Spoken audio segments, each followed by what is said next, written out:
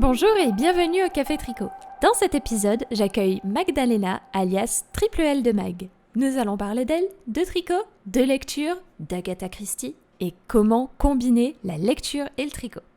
On va parler avec elle de tout ça dans cet épisode.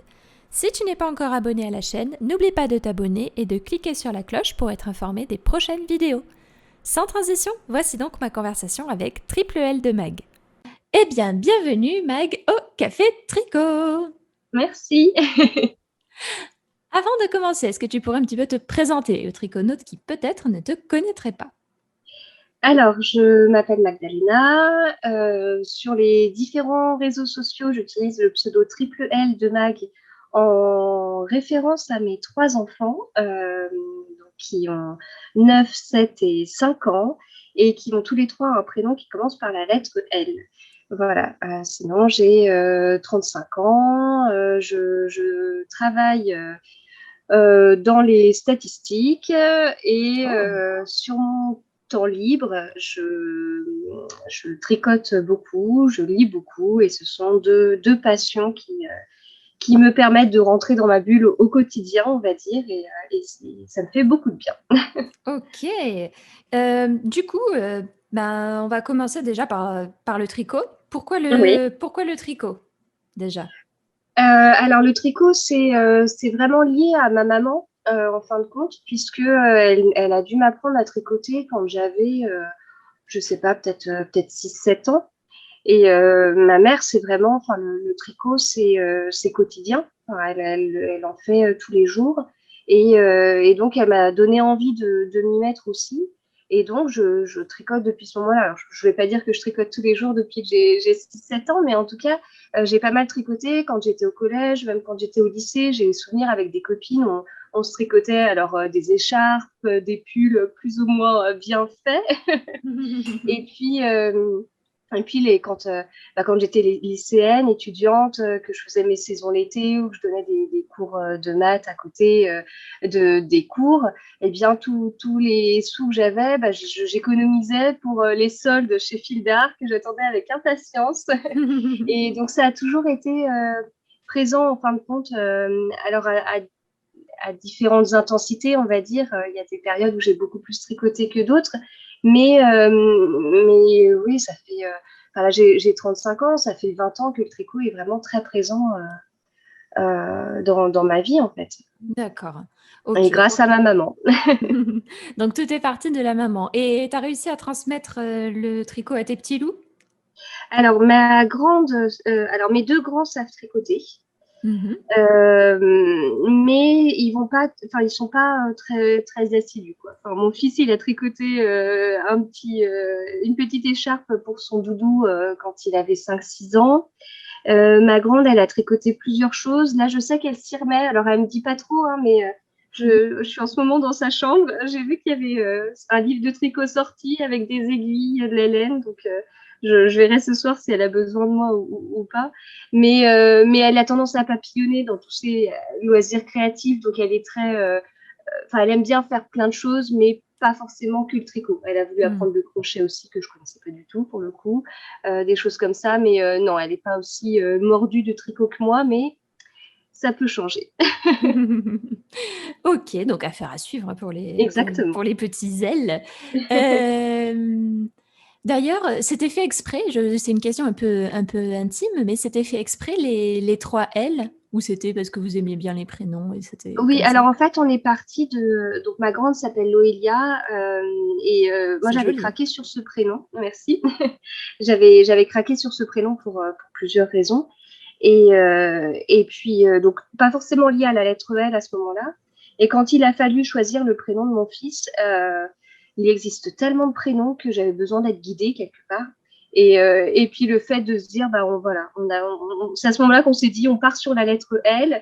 Euh, il y a une sorte de logique. Enfin, mon mari est matheux comme moi, du coup, ça nous a bien plu le côté un peu logique, guidé par quelque chose. Sinon, on avait trop de choix, en fait. Puis, on a été comme ça jusqu'au bout, y compris pour ma dernière. Ok, d'accord. Pour revenir au tricot, du coup, donc tu es une grande tricoteuse, tu tricotes pas mal. J'ai l'impression que tu fais d'autres aussi, d'autres activités également, mais tu tricotes pas mal. Et tu Mm. crées également des modèles, Oui, plusieurs modèles. Donc, tout a commencé avec, il me semble, tu me dis si je me trompe, hein, mais le ouais. gilet lapin qui remonte à un petit moment Ah oui, maintenant. oui, et oui, c'est vrai. Oui, C'était oui. un modèle de 2016. Ouais, ouais. Euh, en plus, c'était pas simple parce que c'est un pull entier, enfin un gilet entièrement en jacquard avec des petits Mm. lapins partout. Et pourquoi avoir démarré par ce modèle? Parce que t'as peut-être pas commencé par le plus simple avec le jacquard.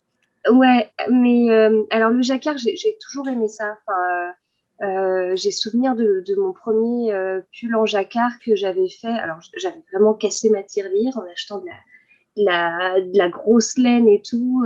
Et ça date, je devais être en terminale, donc ça devait être 2002, je pense. Et j'avais adoré, et c'est pareil, c'est ma mère qui m'a transmis l'amour du jacquard. Et j'avais continué après et tout. Et là, en fait, à ce moment-là, j'étais enceinte de ma dernière. Et je voulais des lapins, parce que alors, moi, les lapins, j'adore ça. Et je voulais un modèle avec des lapins. Et je ne trouvais pas ce que je voulais. Et je m'étais dit, bah, dans ce cas-là, je vais essayer de dessiner mon lapin et puis je vais faire un petit gilet comme ça. Puis ouais, c'est parti comme ça. Mais c'est vrai qu'il y avait ce modèle, j'avais oublié. Mais oui, oui. Ah, Ouais, je ouais, suis la spécialiste pour fouiner dans les archives. Ah bah chapeau. Et justement, après, ben là, plus récemment, il y a le Lady Lou, donc c'est ton tout Ouais, dernier, si je ne m'abuse. exactement. Ouais, Euh, donc, il est sorti au mois de mai, en fait. Il est sorti au mois de ouais, mai. Pull qui se tricote en rond du bas vers le haut, donc bottom oui, up. ouais, T'aimes beaucoup le tricot en rond, hein. oui. Oui, oui, Maintenant, j'aime beaucoup le tricot en rond parce que, alors, bah, j'ai commencé par le tricot à plat, enfin, parce que vu les années dont je parle, le tricot en rond n'avait pas le même, enfin, le vent en poupe comme en ce moment, en fait. Mais autant, enfin, donc j'adore le tricot, mais alors je n'aime pas du tout coudre des morceaux. Donc, en fait, au tout début où j'ai découvert les aiguilles circulaires, donc ça date, je pense, de 2008. Le premier truc que j'ai fait, c'est que je tricotais des modèles fil d'art enfin, qui étaient expliqués à plat. Et le premier truc que j'ai fait, enfin, j'étais très gilet déjà à l'époque, et ça a été de mettre sur une même aiguille le demi-devant, le dos et l'autre demi-devant. Et comme ça, je n'avais déjà plus les coutures sur les côtés. Et hmm. c'est vraiment. Alors, c'est pas si long que ça quand on voit le nombre d'heures qu'on passe à tricoter, coudre des morceaux, c'est pas grand chose, ça prend pas du temps. Mais je sais pas, c'est comme rentrer des fils, c'est comme coudre des boutons, c'est comme faire un échantillon, c'est des choses. Des fois, on n'a pas le choix, mais c'est pas ce que j'aime. Moi, j'aime le tricot. Donc, si je trouve, s'il y a des astuces pour éviter ça, bah, je tente. Et tricoter en rond, ça a été une astuce pour éviter les coutures. Ok. J'ai remarqué que donc depuis il y a le châle Saturne qui est sorti en tout premier, après il y a le pull Ouais, Pythagore qui est sorti, et ouais, après tu as commencé à sortir donc gilet, châle, pull, tout ça ensemble, et c'est à partir ouais, du Lady Agatha que j'ai remarqué que tu n'arrêtais pas d'appeler tes pulls Lady quelque chose. Donc Lady ouais, Agatha, Lady Brioche, Lady Châtaignier, Lady Flora, Lady Kate, etc., etc. ouais. Pour quelle raison? Alors, bah, ça va rejoindre un peu l'histoire des prénoms des enfants. En fait, le tout premier, bah, je ne savais pas que ça allait être, enfin, le premier Lady, je ne savais pas que ça allait continuer comme ça, en fait. Donc là, je m'étais prêtée au jeu, je l'ai commencé après un salon création et savoir-faire et tout, après des discussions avec plein de personnes. Puis j'ai commencé ce Lady Agatha. Et bah, quand il a fallu trouver un nom, j'étais bien embêtée. Je me suis dit pourquoi pas Agatha, en lien avec Agatha Raisin, qui est une série de livres de cosy mystery que j'aime bien, et surtout Agatha Christie, qui est mon autrice préférée. Et puis, bah, Agatha, des modèles qui s'appellent Agatha, il y en a énormément sur Ravelry. Et je me suis dit, bah, pourquoi pas partir sur du Lady Agatha. En plus, sur le côté anglais, ça me paraissait pas mal. Et voilà. Et puis, après, quand j'ai eu envie de créer un second modèle, eh bien, je me suis rendu compte que le premier, c'était un Lady A. Et donc, pourquoi pas continuer avec un Lady B. Et puis voilà, ainsi de suite. Donc, le premier, je l'ai choisi comme ça. Et puis après, les suivants, j'ai choisi pour qu'il y ait une logique, en fait, avec le premier. Et de la même façon que pour les prénoms des enfants, ça m'aide bien, ça me permet de guider dans tout le choix qu'il peut y avoir au niveau des noms. Donc voilà. Donc, du coup, le prochain pull, ça sera un Lady M, du coup. Ou un Lady Ouais, O. alors en fait, j'ai triché parce que j'ai triplé le L pour aller avec mon pseudo. Et donc le Lady Lou, c'était le deuxième Lady L que j'ai créé avec mon fils. Juste avant, il y avait le Lady Louis que j'ai créé avec ma fille aînée. Et puis le prochain modèle à sortir, ce sera le Lady Louane que j'ai créé avec ma dernière. D'accord, Et, sympa.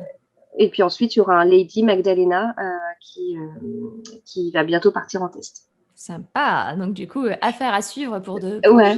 prochains modèles. C'est chouette.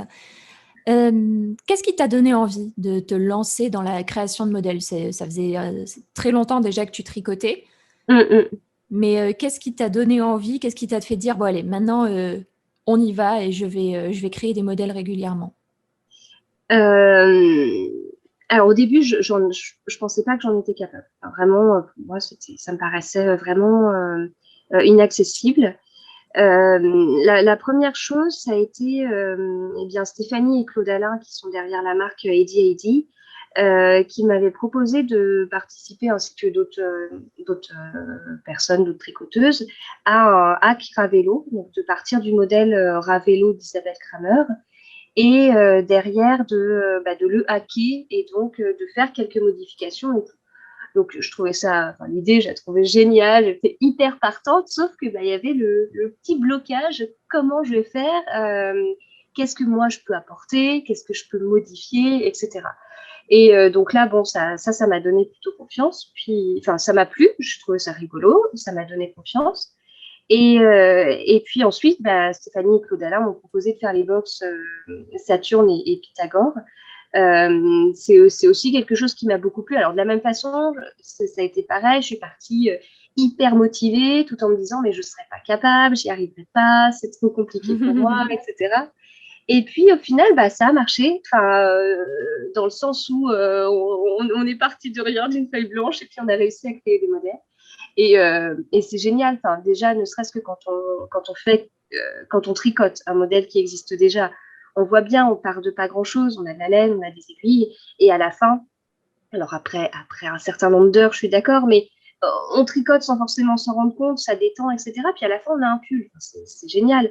Et ben là, c'est la même chose, sauf qu'à la base, le modèle, il n'existait pas. Enfin, ça a apporté quelque chose d'encore plus intéressant que déjà ce qui me plaisait dans le tricot.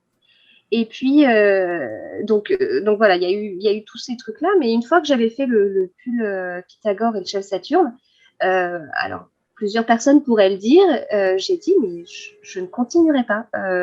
Je m'en sens pas capable, j'aurais pas assez d'idées, je sais pas, je continuerai pas. Et puis, je pense que j'ai dit ça, et 2-3 heures après, je commençais le Lady Agatha. Et en fait, ce qui m'a quand je suis partie sur le Lady Agatha, ça a été parce qu'il y avait des écheveaux que j'aimais beaucoup, une très jolie couleur, et ça m'a donné envie de faire un modèle.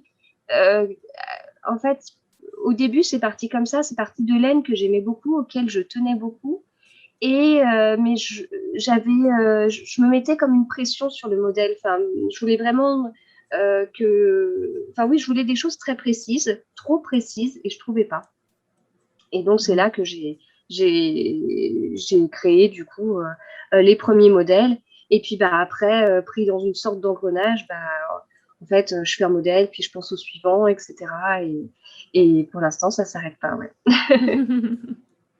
Comment tu fais pour gérer? Parce que du coup, Triple L Mag, c'est pas que du tricot, c'est aussi de la lecture, c'est aussi Mm, du podcast, des mm, DIY plus, on va dire, développés, on va dire. Il y a du cricket, il y a mm. d'autres éléments. Euh, Sans parler du coup de la création aussi de modèles, plus le fait que tu as 3 enfants. Est-ce que je rajoute des trucs? Non, non, c'est pas mal. Et comment tu fais justement pour gérer tout ça? Parce que ça fait beaucoup. Oui. Déjà, mes enfants ont grandi. Donc, Alors, si on doit reprendre déjà tout au début, vraiment de quand j'ai commencé sur les réseaux sociaux il y a 5 ans, je m'étais arrêtée de travailler à ce moment-là pour être avec mes enfants, parce que j'ai un travail alors que j'aime énormément, mais j'ai tendance à me mettre à fond en fait dans quelque chose. Comme j'aime mon travail, ça veut dire que je voulais être à fond dedans. En plus, c'est un travail qui est assez loin de là où j'habite. Et bon, là, j'avais eu besoin de m'arrêter un peu pour être avec les enfants. Sauf que j'avais à côté, euh, enfin, je suis très contente d'avoir fait ce choix-là, mais il me manquait un petit quelque chose. C'est comme ça que j'ai commencé sur les réseaux sociaux, en fait, pour avoir mon petit monde à moi, quelque part. Et puis, je découvrais à ce moment-là la couture, la création de bijoux, des choses que je fais beaucoup moins depuis, mais ça a été mon petit monde, en fait. Et puis, quand j'ai repris mon activité professionnelle, j'ai pas pu laisser tout ça de côté. C'est trop parti de mon quotidien. Et alors, j'étais convaincue que j'y arriverais pas, que je tenterais, mais que j'arriverais plus à donner autant. Alors, je pense que je donne plus autant, c'est sûr, mais je pensais pas que 2 ans après, j'aurais continué à ce point-là, en fait. Mais bon, je me laisse porter, puis ça passe, et puis peut-être qu'un jour ça passera plus et je ferai des choix, mais pour l'instant ça passe et je suis contente. Ça me permet un certain équilibre, en fait, et pour l'instant j'en ai besoin. D'accord, ok. En tout cas, c'est cool parce que ça te fait beaucoup de diversité, que ce soit dans ton feed ou même dans ta vie, je pense, de tous les jours. Ouais. Et la grande question qui revient beaucoup sur ton fil d'actualité, je pense, c'est comment tu fais pour tricoter et lire en même temps. Alors là, c'est the question qui revient tout le temps. Ah oui, c'est vrai que c'est certainement la question qu'on m'a le plus posée. Alors, il y a eu un avant et un après. Un avant et un après matériel, on va dire, pour m'aider à faire ça. Bon, déjà, le tricoter et lire en même temps, j'ai commencé à faire ça quand j'étais enceinte de ma dernière. Pour mes 3 grossesses, j'ai été alitée, alitée, pas totalement à plat. Pour ma dernière, j'étais entre allongée et assise. Donc j'ai tricoté, je voulais tricoter et lire en même temps. Ça me paraissait pas possible. J'ai tenté, puis ça a marché. Alors, c'était génial parce que ça m'intéressait beaucoup plus de lire que de regarder une série, etc. Donc c'était chouette. Ça me permettait de cumuler les deux.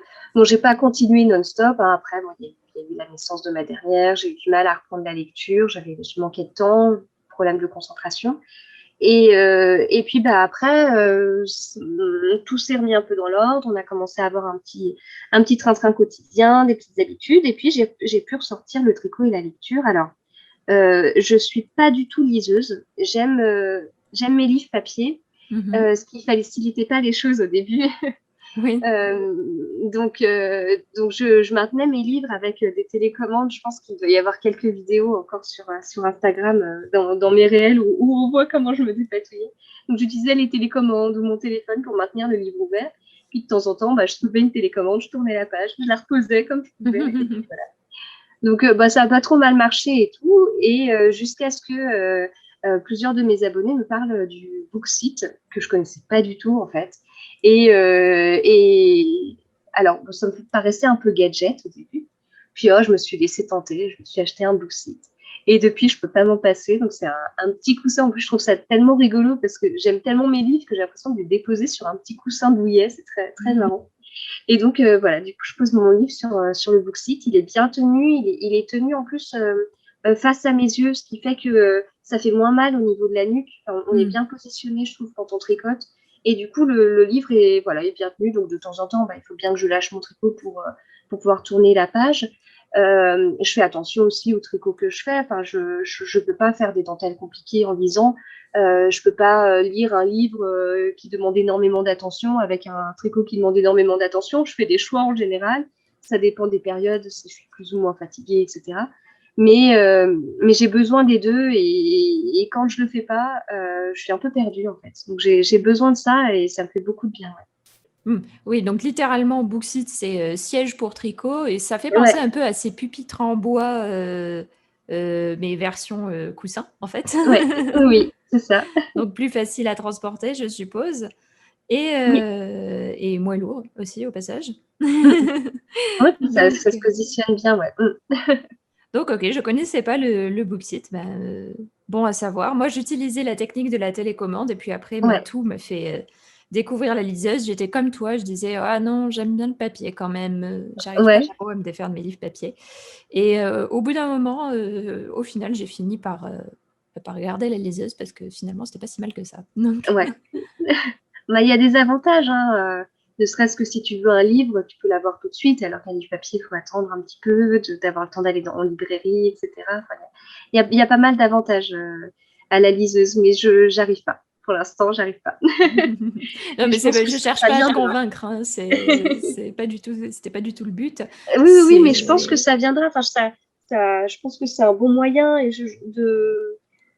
Enfin, je pense que c'est ça, d'un côté, enfin, je vais pas dire c'est l'avenir, parce que ce serait triste pour les livres papier, mais, mais je pense que pour certains, c'est un bon moyen de se mettre à la lecture et c'est très bien. Enfin, Mm. Moi, je pense plus que par rapport à la lecture, je fais un petit aparté, je pense plus mm, que le livre papier existera toujours parce qu'au final, on disait oui, Internet, c'est la fin des journaux papier mm, ou c'est la fin des bouquins, etc. Internet existe depuis des dizaines d'années et mm, les livres sont toujours là, les journaux sont toujours là, les oui, magazines sont toujours là. Et certes, il y a les versions numériques maintenant, mais les versions papier existent toujours.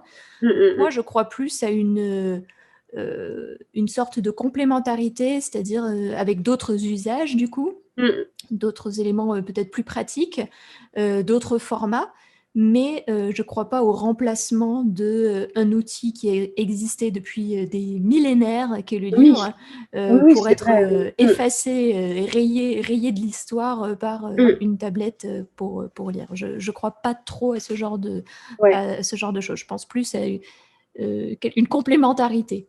oui, oui, oui, effectivement, ouais. Mm, Ok. Au niveau, on va revenir un petit peu sur le tricot et ton oui. podcast, parce que tu es très assidu pour la réalisation de ton podcast. Tu as fait beaucoup de vlogs, notamment beaucoup de reconfis vlogs, des confis vlogs, Ouais. etc. Et tu as des podcasts sur les livres, sur le tricot, la lecture, la couture, en veux-tu, en voilà. Euh, Comment tu fais pour t'organiser lorsque tu crées un podcast? Est-ce que tu attends d'avoir des tricots à montrer? Est-ce que tu te dis j'en fais un tous les mois et ça va être comme ça? Comment tu fais pour t'organiser dans dans la réalisation de tes vlogs? Alors, ça a beaucoup changé. Ça doit faire 4 ans et demi que j'ai ouvert ma chaîne. Au début, j'ai fait des podcasts assez classiques et je crois que je devais avoir un rythme d'une fois toutes les 2 semaines. Donc, ça a plus été le rythme qui a guidé, en fait, Mhm. enfin, plutôt que ce que j'avais à montrer. Donc, il y a des fois, je montrais pas de tricot fini et puis je montrais que des encours. Ensuite, j'ai dû passer à un podcast par semaine, mais bon, c'était une période où je n'avais pas repris d'activité professionnelle, etc. Et, euh, et puis, eh bien, j'ai repris le travail. J'ai manqué de temps. Du coup, je manquais de contenu aussi. Et j'ai commencé un peu à espacer. Donc, je crois que j'ai dû repasser à un toutes les 2 semaines. Et je me suis plus trop retrouvée dans ce format que je trouvais assez chronophage parce que enfin, je suis assez bavarde. Je crois que ça se voit, ça s'entend. Et donc, les podcasts, bah, ça pouvait durer 1 heure et demie. Et donc, monter 1 heure et demie d'un coup, je trouvais que ça me prenait beaucoup de temps. En fait. Alors, enregistrer, j'avais aucun souci avec ça. C'était rigolo. Voilà, je parlais, j'avais hâte. Dès que j'enregistrais, j'avais hâte d'avoir des retours sur des questions que je pouvais me poser et tout. Sauf que bah, il y avait l'étape du montage. Donc, l'étape du montage, ça me plaît. Enfin, je trouve ça très intéressant. J'ai cherché différents logiciels de montage, etc., pour trouver celui avec lequel je me sentais bien. Enfin, c'est une étape qui me plaît. C'est juste que monter 1 heure et demie d'un coup, ça paraissait énorme. Et donc, par rapport à ça, c'est comme ça que j'ai été amenée, bah, notamment cette dernière année, à changer plusieurs fois de format pour essayer de proposer ce que j'ai appelé à un moment donné des podcasts minutes qui duraient qu'une demi-heure. Comme ça, j'avais que 30 minutes d'un coup à monter, jusqu'à arriver au vlog. Et en fait, les vlogs, ça me va plutôt bien. Donc là, enfin pour l'instant, hein, parce que je peux changer encore, mais je pars toujours sur un rythme. Donc là, je suis sur un rythme de deux vlogs par semaine. Parce qu'actuellement, je suis principalement en télétravail, donc j'ai plus mes 2h30 de trajet quotidien. Donc j'ai un peu plus de temps en ce moment. Et donc, j'enregistre des bouts de vidéo. Alors, du coup, je suis pas obligée d'avoir une lumière extraordinaire. Je suis pas obligée de me mettre à tel ou tel endroit. J'enregistre où je veux, où j'ai mes affaires, où ça m'arrange. Bon, globalement, c'est quand même souvent sur le canapé, mais ça a un côté plus simple. J'ai l'impression d'échanger d'une autre façon, en fait, avec ma communauté, avec des gens qui peuvent me suivre depuis un petit moment. Ça change, en fait. Parce que, étant donné que j'enregistre un peu comme ça, bah, je parle plus forcément de la même façon, j'imagine, ou je sais pas. Et puis, de mon côté, bah, c'est plus simple parce que je vais enregistrer des petits bouts, je sais pas, de 10, 15 minutes, et après, je les monte au fur et à mesure. Donc, j'ai l'impression de me sentir un peu moins submergée, en fait, par ces 1h30 d'un coup à chaque fois à monter. Bah là, au final, oui, mes vlogs, ils vont faire 1 heure, donc je fais ça, je propose 2 heures par semaine, en fait. Mais monter tellement par petits morceaux que pour moi, ça passe bien, j'arrive à le caser. Et voilà, enfin, du coup, ça me paraît moins chronophage. Donc, je pars sur un rythme, en tout cas. Et puis après, bah, je parle de... Si j'ai... alors forcément, 2 fois par semaine, j'ai pas du tout des tricots finis à montrer à chaque fois. Mais je montre mes petites avancées. Et puis, ça permet aussi de dire ce que... bah, des petites choses que j'aurais pas dites en podcast. Parce que en podcast, avec quand j'étais sur un rythme d'une fois toutes les 2 semaines, bah, il pouvait se passer quelque chose à un instant T que j'avais totalement oublié. Enfin, j'étais plutôt sur une réaction à froid, que dans les vlogs, on est sur des réactions un peu plus à chaud. Et ce que j'aime bien, en fait. D'accord, donc c'est plus dans la réaction, t'es plus dans la réaction un petit peu, ben là j'ai envie de tourner, ben go, on tourne. Exactement. Et au final, bah, je vais enregistrer 15 minutes par jour en moyenne, je pense. Enfin, en moyenne, au moins pour les vlogs. Ouais. Ouais, parce que les vlogs, en fait, c'est étalé sur... Tu fais ça sur une semaine, du coup, plus ou moins? Et... Alors, j'enregistre, ça fait du lundi, enfin non, ça fait même du mardi jusqu'au vendredi matin. Ça fait un vlog. Et puis après, du vendredi fin d'après-midi jusqu'au lundi matin, c'est un deuxième vlog. Et ça fait ce rythme-là. Alors, bon, je tiens pas, c'est pas toujours des durées équivalentes. Il y a des fois, les dimanches, bah, j'ai pas trop envie d'enregistrer un petit bout de vlog parce que j'ai été prise dans 2, 3 autres choses. Bon, bah, tant pis, il y en a pas. Il n'y a pas de petit bout de vlog, mais le samedi, j'ai envie peut-être d'enregistrer 3 quarts d'heure. Bah, il y a 3 quarts d'heure le samedi. Et puis, bah, voilà, c'est tant pis. C'est Ouais, en fonction de mes envies. Ouais, voilà, j'allais dire, c'est ce que j'allais dire, c'est plus en fait en fonction de toi et de ce que tu as envie de tourner, montrer un petit peu. Ouais, ouais, c'est ça, ouais. Ok, intéressant parce que le vlog, c'est un format qu'on voit de plus en plus apparaître dans le tricot. Il y Oui, avait déjà les vlogmas qui avaient été inspirés, je pense, par Enjoy Phoenix à la base. Mais ouais. ça s'est un petit peu déroulé dans le tricot. Et en fait, le blog, ben, tu te l'es complètement approprié. Et c'est cool parce que ça fait des nouveaux formats dans le tricot. Ça change un petit peu des podcasts, je pense, qui Oui, sont déjà très oui, présents. ouais, je trouve aussi, et c'est vrai que de mon côté, alors je regarde pas 50 000 chaînes YouTube parce que justement, je passe beaucoup de temps à enregistrer et monter mes vidéos, mais c'est un format que j'aime bien aussi. Il y a un côté presque plus intime, en fait. J'ai l'impression de redécouvrir certaines personnes que je suivais depuis un moment. Mhm. Grâce à ce format, j'ai l'impression d'être emmenée dans un quotidien et ouais, c'est un format qui me plaît bien à faire et à regarder. Mhm. C'est intéressant parce que je pense que c'est... Tu me dis si je me trompe, hein. Là, Ouais, on échange à ce sujet, mais j'ai l'impression que avec les premiers confinements, etc., ce format a vraiment explosé. Et je me suis un petit peu intéressée à ce sujet et je pense en fait qu'il y a ce côté, comment dire, je l'ai vu dans un podcast qui parlait de domesticité cosy.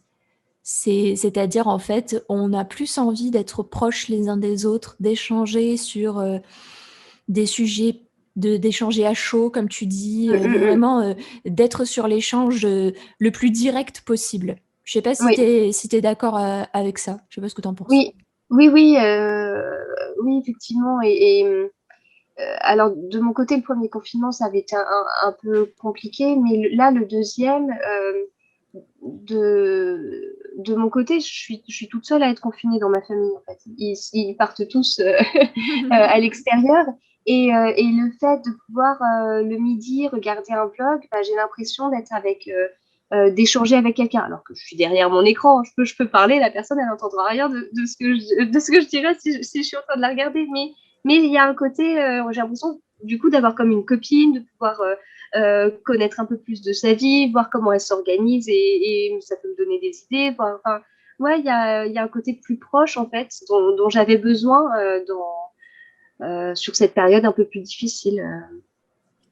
Donc oui, ça apporte des choses dans cette période où on peut manquer de contact avec notre entourage, quoi. Hmm. Ok. Euh, Très bien. Alors, au niveau de tes lectures, tu me dis si je me trompe, hein, mais je vois beaucoup, enfin, à un moment, j'ai vu beaucoup d'écrivains islandais. Oui, Ragnar, le dernier, c'est Ragnar Jonasson. ouais. Quels sont tes livres préférés? Tu as déjà parlé d'Agatha Christie. Là, il y a Ouais. beaucoup de livres divers et variés. Quels sont vraiment les livres que tu préfères? Alors, bah, en tête, Agatha Christie. J'aime beaucoup. Alors, je suis très roman policier, thriller, même si je passe à côté de beaucoup. Enfin, de toute façon, il existe tellement de livres qu'on passe tout le temps à côté de choses. Mais à la base, oui, Agatha Christie, je la mets sur un énorme piédestal. Je suis impressionnée par tout ce qu'elle a pu faire au cours de sa vie. Elle a écrit énormément. Elle a eu en plus une vie passionnante. Elle s'intéressait à tout. Et en plus, dans tous les livres qu'elle a pu écrire, elle a réussi à nous avoir la plupart du temps au niveau du dénouement. C'est incroyable. Elle avait une Hmm. productivité de folie tout en arrivant à faire des romans policiers bien ficelés.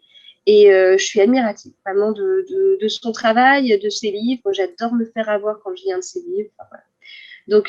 Donc en premier, Agatha Christie et les romans policiers. Effectivement, j'ai découvert les polars islandais cet hiver. C'était hyper intéressant. Enfin, j'ai découvert Ragnar Jonasson, mais j'ai bien envie d'en découvrir d'autres. Il met dans ses livres une ambiance qui était... en fait, c'est une ambiance de confinement, mais sans Covid. Eux, ils vivent le confinement tout le temps. Enfin, en tout cas, dans les enquêtes de Cycloche Verdure, qui est une série qu'il a écrite, Mhm. c'est un petit village au nord de l'Islande. Ils sont confinés tout le temps à cause de la météo. C'est un petit village. Enfin, voilà. C'était hyper intéressant de lire ça dans cette période. Et puis, il arrive tellement à transmettre l'ambiance par l'écriture, très, très intéressant. C'est un pays que je connais pas. Je suis pas une très grande voyageuse, mais voyager en lisant, ça me plaît bien. Ça m'évite de prendre l'avion, donc ça m'arrange beaucoup. Après, dans les livres, grâce aux réseaux sociaux, je découvre beaucoup d'autres auteurs. Après, il y a des livres comme les Virginie Grimaldi, les Anne-Gaëlle Long, qui sont des livres que j'aime beaucoup, qui sont très accessibles. Donc là, on sort vraiment du roman policier. C'est des bons moments, ça se lit bien, c'est des écritures poétiques, j'aime beaucoup aussi. Et voilà, donc j'ai tendance à dire que plus je vieillis et moins j'ai de genre de prédilection. Après, il y a Hmm. des styles que je n'aime pas, avec lesquels j'accroche pas. Je suis pas du tout fantasy. Mon mari adore ça, hein, vraiment, ça c'est son style, mais moi, j'ai du mal, je dois manquer d'imagination. Je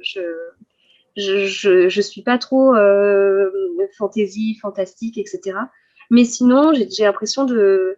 Enfin, ouais, grâce aux réseaux sociaux, il y a tellement de livres qu'on va passer. On se dit, bah, tiens, pourquoi pas essayer? Et puis hop, on essaye. Et puis ça nous donne envie de découvrir d'autres choses de l'auteur, etc. Puis c'est sans fin. Donc c'est chouette. Ok, cool. D'ailleurs, il y a une petite anecdote que j'aime beaucoup, moi, chez Agatha Christie, parce que je suis une grande amatrice de légendes. Je ne sais pas si tu la connais, mais si tu aimes, je suppose que oui. C'est la fameuse disparition d'Agatha Christie. Est-ce que ça te dit Mm. quelque chose? Ah oui, oui, oui. Pour raconter un petit peu, en fait, cette histoire, sincèrement, elle aurait pu sortir de sa propre tête, tellement on dirait un roman policier à elle toute seule. En fait, il me semble que c'était en décembre 1926, Mm. la romancière disparaît complètement. Genre, elle embrasse sa fille pour lui dire bonne nuit. Elle annonce à la cuisinière ou à la secrétaire, je ne sais plus, qu'elle s'en va faire un tour. Et sur Mm. son passage, elle dépose 2 lettres destinées à son mari et à sa secrétaire, fait annuler tous ses rendez-vous. Elle prend sa voiture et elle s'en va. Et où est-ce qu'elle va? Ben, personne ne le sait. Et en fait, elle a disparu pendant euh, 11 jours, il me semble. Disparu pendant 11 jours, disparition totale, donc plein de théories qui arrivent, kidnapping, enlèvement, meurtre, enlèvement orchestré par le mari, tous les scénarios les plus affreux et les plus farfelus sont mis dans les journaux, avec des photomontages pour essayer de reconnaître Agatha Christie, avec des lunettes, les cheveux coupés et tout. Si ça vous intéresse, allez voir la coupure du Daily News qui était sortie à l'époque, c'est à mourir de rire, ils avaient fait des photomontages de l'époque, c'est effarant. Ah Et, au ouais, fi- c'était du haut niveau, hein. et en fait, du jour au lendemain, réapparition. Et amnésie totale de l'auteur, qui ne sait pas du tout où elle était. Qui dit, oh, je sais pas, je suis revenue comme ça. Disparition totale. Bref. Ouais. Donc, Ah oui, c'est... c'est un sacré truc. Et dans alors, j'avais lu une bonne partie de son autobiographie et elle est assez rusée parce qu'elle n'en a pas du tout parlé dans son autobiographie. Elle a été romancière jusqu'au bout, y compris pour raconter sa propre vie. Et j'ai appris il n'y a pas longtemps qu'ils avaient même demandé à Sir Arthur Conan Doyle d'aider à la recherche d'Agatha Christie. Et ce qui est extraordinaire parce que Sherlock Holmes, Hercule Poirot, voilà, c'est quand même deux grands détectives. Et là, l'auteur de l'un va aider à chercher l'auteur de l'autre, quoi. Enfin, c'est assez amusant. Mais il n'y a pas que lui, hein. Il y a... c'est qui d'autre aussi? Euh, Je sais c'est plus. Dorothy Sayers, il me semble. D'accord. Et aussi qui a aidé aussi à aider. Enfin, la police, elle s'est tournée vers ces auteurs-là parce qu'ils étaient Ouais. complètement perdus. En fait, ils savaient pas du tout où chercher. Ils se sont dit, bah, on va demander, on sait jamais. Peut-être qu'ils trouveront. Et en fait, c'est pour l'anecdote, c'est un musicien qui a retrouvé l'auteur près d'un hôtel dans le comté du Yorkshire. Donc ça c'est bien fini. Ok. Donc après, moi, un truc que je vois par exemple, que j'ai remarqué en tout cas sur ton Pinterest, c'est que tu avais beaucoup d'éléments sur le bullet journal. Oui. Est-ce que tu en tiens un? Alors, j'ai voulu plusieurs fois en tenir un et, euh, et en fait, j'ai toujours abandonné. Enfin, pardon. Du coup, oui, à chaque fois, en fait, c'est quelque chose qui m'attire beaucoup. Je suis admirative des gens qui ont un bullet journal. Je trouve que alors déjà, c'est souvent superbe. Au niveau du dessin, au niveau des écritures et tout, je trouve que c'est vraiment superbe. Je trouve ça hyper pratique. Moi, j'adore l'organisation, etc. Sauf que j'ai toujours échoué à m'y tenir, en fait. Il y a toujours un moment où je me dis, mince, le temps que je mets dans ce bullet journal, je pourrais le passer à faire autre chose. Et du coup, j'abandonne. Mais je suis assez admirative et oui, j'ai relevé pas mal de belles images sur des bullets journal que je trouvais hyper inspirants. Ok. Du coup, là, dis-nous un petit peu, je pense qu'il est temps, en tout cas, de poser la fameuse question indiscrète du café tricot. Parle-nous un Oui. petit peu de ton stash. Combien de pelotes as-tu? C'est une bonne question parce que je sais plus. Ça m'arrange. Alors déjà, mon stage est divisé en plein de parties. Il y a la partie que j'assume, plus ou moins, on va dire, mais que je continue. Avec des échevaux que j'ai achetés lors du salon, etc. Donc ça, c'est vraiment des échevaux que j'adore, que j'ai achetés pour certaines raisons, dont les couleurs me parlent et tout. Je sais plus combien j'en ai, mais je sais plus. Je dois avoir... j'ai au moins une vingtaine d'échevaux, ça c'est sûr. Je sais plus exactement, mais ça c'est vraiment, j'y tiens et donc j'ai hâte de les tricoter. Mais après, faut tricoter encore plus vite que ce qu'on tricote, mais je les aime vraiment beaucoup. Après, alors j'ai une partie avec j'ai des cartons avec des laines drops. Parce qu'à une période, je tricotais beaucoup de laine drops. Alors, je le fais moins parce qu'elle a pas aussi bien vieilli que ce que je pensais, et aussi par rapport à un changement euh, de garde-robe, entre guillemets. Les gilets drops que j'avais ou les pulls, ils ont beaucoup bouloché, etc. Et je me vois pas aller au travail avec, par exemple. Alors que des pulls que j'ai pu tricoter avec une laine teinte main, etc., ça me dérange pas. Donc, comme je passe plus souvent mes journées au travail que avant, bah voilà, du coup, quand j'ai repris le travail, j'ai un peu changé aussi ce que je tricotais.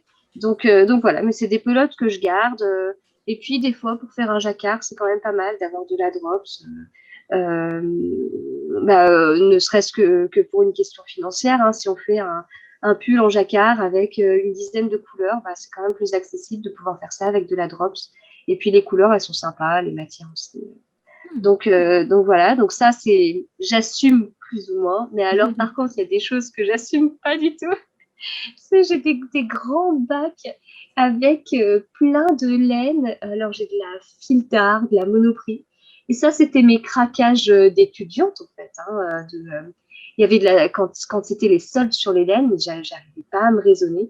Et puis, j'achetais. Et puis, bah, maintenant, j'ai des matières improbables, des choses qui donneraient des échantillons improbables. Et voilà. Donc, je les garde pour les enfants, si à un moment donné ils veulent essayer, si à un moment donné on doit faire En un espérant bricolage. qu'ils fassent vider le stock. Ouais, voilà, c'est ça, ce serait bien, parce que ça bouge pas beaucoup pour l'instant.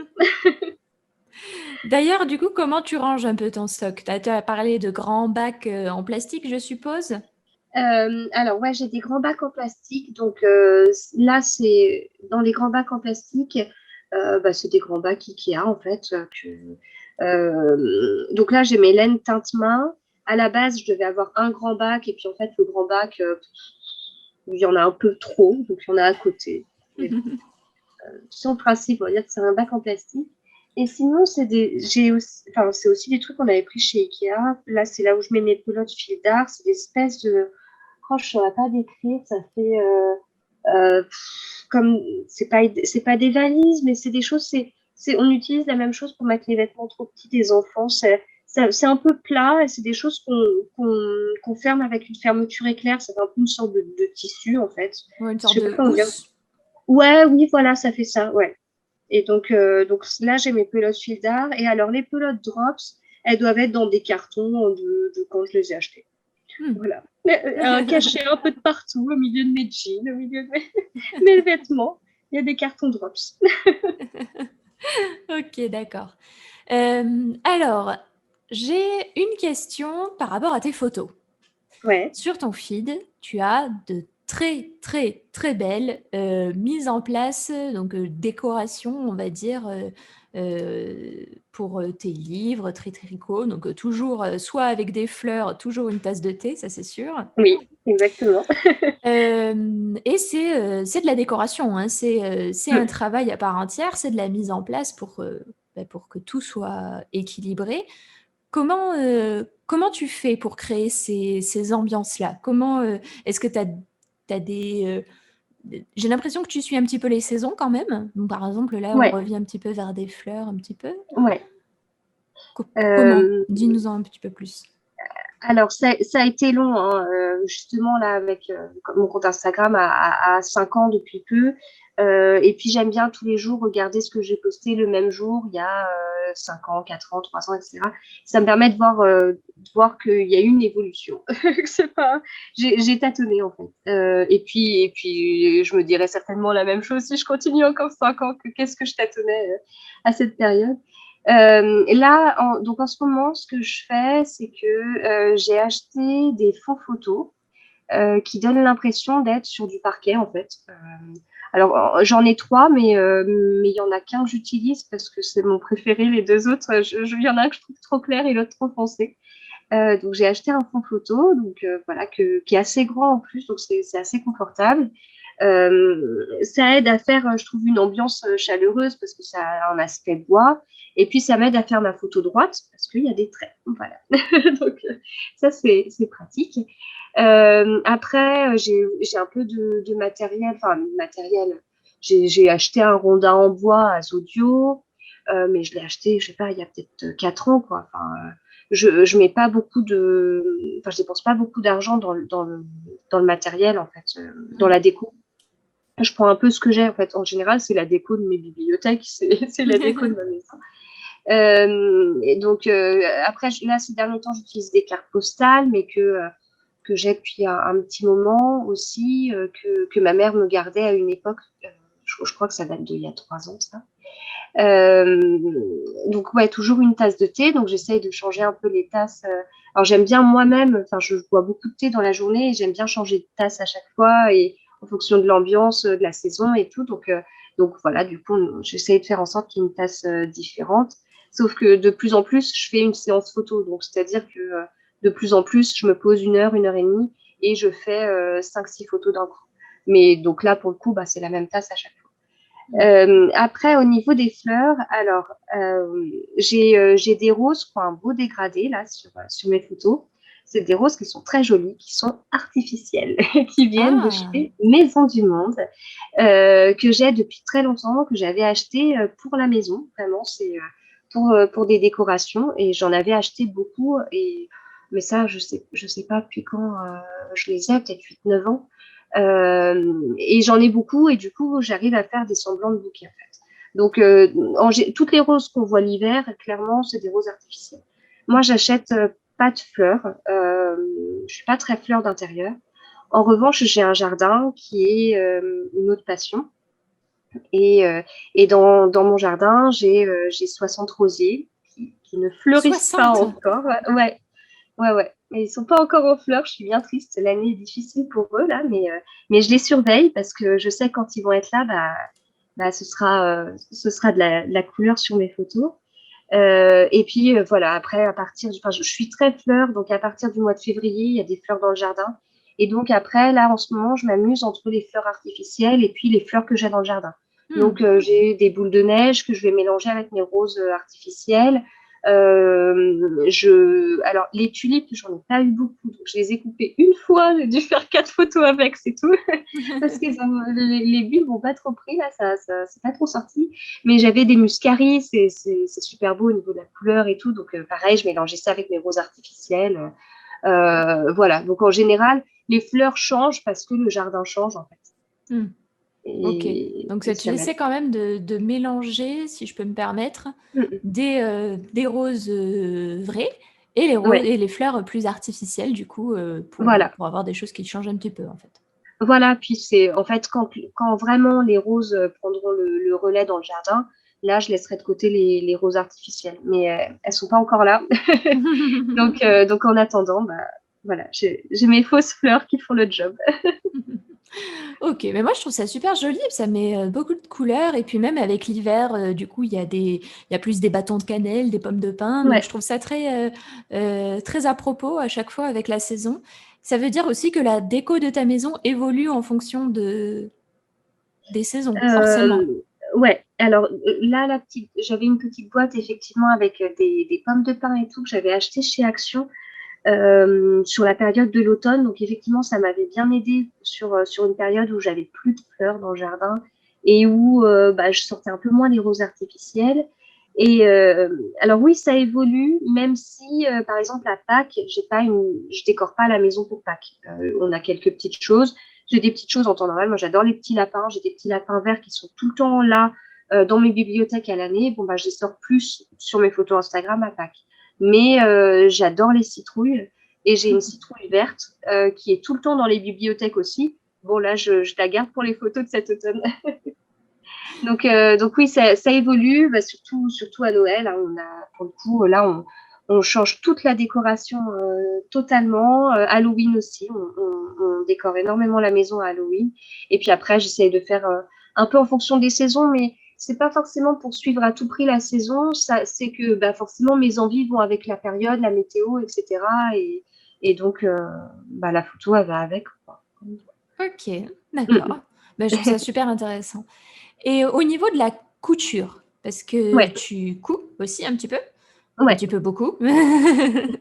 Est-ce que tu dirais que la question que je vais te poser, c'est là, on va arriver dans les jours un peu plus chauds. ouais. Est-ce que tu continueras de tricoter ou est-ce que du coup la couture va prendre le relais? Alors, je continuerai à tricoter. Ça c'est sûr. Le tricot a une telle place dans mon quotidien que je peux pas passer une journée sans tricoter. Enfin, c'est pas possible. C'est un besoin vraiment. Donc, je continuerai à tricoter sans souci. J'ai prévu de faire un gros jacquard là pour les prochains jours. Ça me dérange pas du tout. Je trouve ça tellement drôle en plus d'amener sur la plage un jacquard. C'est tellement, c'est tellement bizarre que c'est rigolo. Enfin voilà. Donc non pas. Enfin, le tricot sera toujours là. La couture, la couture c'est difficile parce que on n'est pas toujours copines toutes les deux en fait. Il y a des fois où des frénésies de couture. Ça m'a beaucoup aidé l'année dernière quand j'ai eu le Covid. Ça a été une période assez difficile avec des soucis respiratoires. La couture m'a beaucoup aidé. Ça m'occupait les mains, l'esprit et tout. Donc là, j'ai beaucoup cousu pour les enfants. Et puis bah là, je suis guérie. Et en plus, je télétravaille. Donc moi, j'ai moins de besoins au niveau des vêtements. Les enfants, je leur ai fait pas mal de choses. C'est surtout pour eux que je couds. Et bah, l'envie est moins là, en fait. Donc, je, j'ai un peu plus de mal avec la couture. En ce moment, c'est moins ça. Mais pour peu que je revienne au travail sur place et puis que je m'aperçoive qu'il me manque 3-4 blouses fleuries, je m'y remets et puis je les fais et ce sera avec plaisir. Mais voilà, c'est par période et là, c'est un peu moins ça. Ok, d'accord. Non, mais ça arrive, hein. C'est juste, on fonctionne beaucoup en cycle, je pense, donc Oui. ça reviendra. Et puis si ça Ouais. revient Oui, pas oui. aujourd'hui, ça reviendra demain. Ah oui, c'est bien possible. Ok. Ben écoute, Mag, je pense que on va terminer tout doucement avec les 2 dernières questions du Café Tricot. Ouais. Je vais te demander, est-ce que tu as une petite astuce à donner aux triconautes qui nous écoutent? Une petite astuce,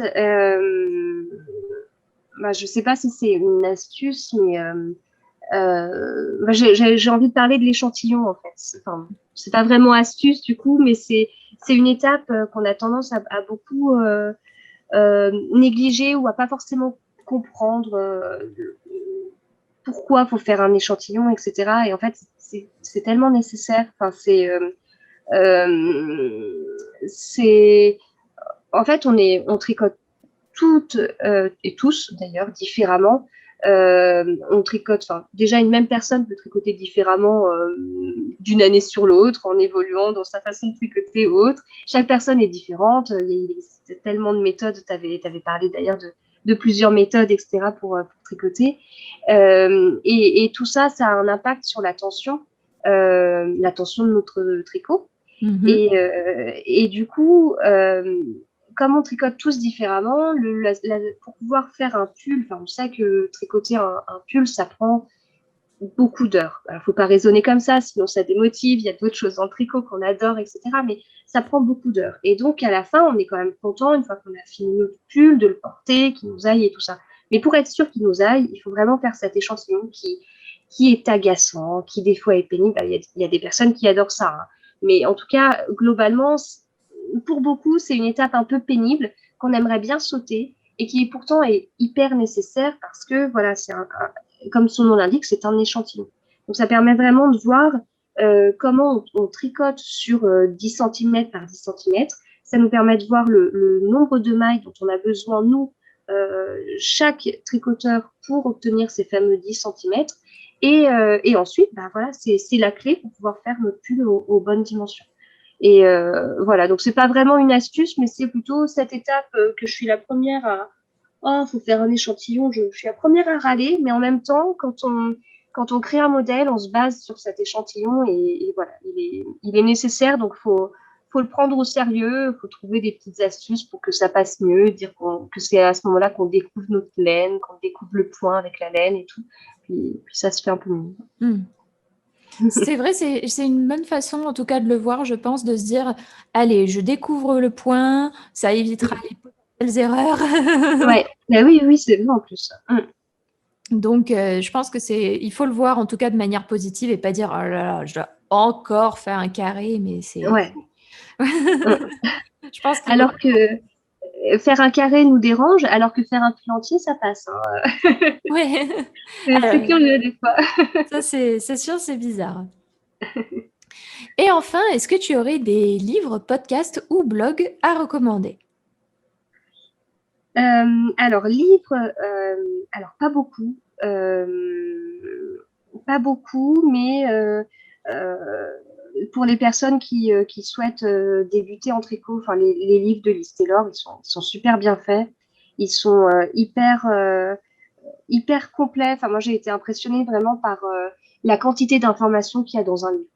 Vraiment, enfin, je pense aux deux qu'elle a pu faire vraiment débuter en tricot et puis ensuite le livre d'expert. Et voilà, je trouve que c'est deux beaux ouvrages qui peuvent être vraiment, vraiment pratiques. Alors, de mon côté, si je me pose une question sur un point, j'ai tendance à chercher des tutos sur YouTube pour vraiment suivre pas à pas le geste qui est fait. Mais l'avantage du livre, c'est qu'on peut l'emmener partout et il y a des schémas qui sont bien. Donc en livre, j'aurais tendance à citer les siens. Après, il y a des très beaux ouvrages de tricot. Enfin, il y en a vraiment des très chouettes que j'ai tendance à avoir plutôt comme des livres un peu de collection plus que des livres que je vais utiliser. Donc voilà, il existe vraiment de très chouettes livres. Au niveau des... Alors, blog, je suis pas très blog parce que je suis plus vidéo. Et donc, après, dans les différentes chaînes, alors, j'en regarde pas tant que ça, mais s'il y a une vidéo de ma copine Elodie, Hello Tulipe, je la louperai pas, je la regarderai dès sa sortie pour voir un petit peu ce qu'elle a fait et tout. Puis, il y a toujours une petite partie pâtisserie et tout, donc elle fait des podcasts qui sont super sympas et diversifiés. Après, voilà, il y a les chaînes de Alice, du Lapin d'Alice, de Sophie, du Tricomonde de Sophie, qui sont... Sophie, moi, je suivais son blog il y a plus de 10 ans, donc c'est génial de pouvoir la voir comme ça en vidéo. Voilà, mais bon, après, comme je dis, je regarde pas tant de vidéos que ça. Et il existe énormément de chaînes et c'est tant mieux d'ailleurs. C'est génial qu'il existe autant de chaînes tricot parce qu'on est on est tous différents. Il y a des hommes aussi, on est tous différents.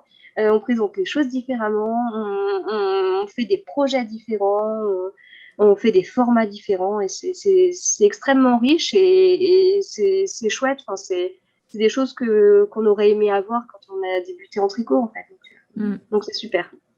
Je suis assez d'accord avec toi. Là, je pense aussi que la diversité est super intéressante. Ouais. Et ça permet de voir aussi, il y en a qui vont amener des idées d'ailleurs. Et je pense que c'est une bonne chose. Ouais. Écoute, Mag, j'ai passé un super bon moment avec toi. J'ai pas vu le temps passer. Moi aussi, je te remercie vraiment beaucoup. C'était super sympa. Et écoute, à très bientôt du coup. Ouais, à bientôt. À bientôt, bonne soirée. Bonne soirée, salut. Voilà, le café tricot est terminé. Si tu souhaites en apprendre davantage sur le tricot, découvrir des astuces et des techniques de tricot, je t'invite à prendre 2 secondes pour t'abonner à mes mails privés. Tu recevras un mail le dimanche et le mercredi avec mes nouveaux contenus, mes vidéos, mes articles, pour ne rien rater et surtout continuer à progresser. Tu peux t'abonner en cliquant dans le lien en commentaire ou sur mon site www.lestriconautes.com/mail avec un S-privé avec un S aussi. Merci de m'avoir écouté et à bientôt dans un prochain Café Tricot.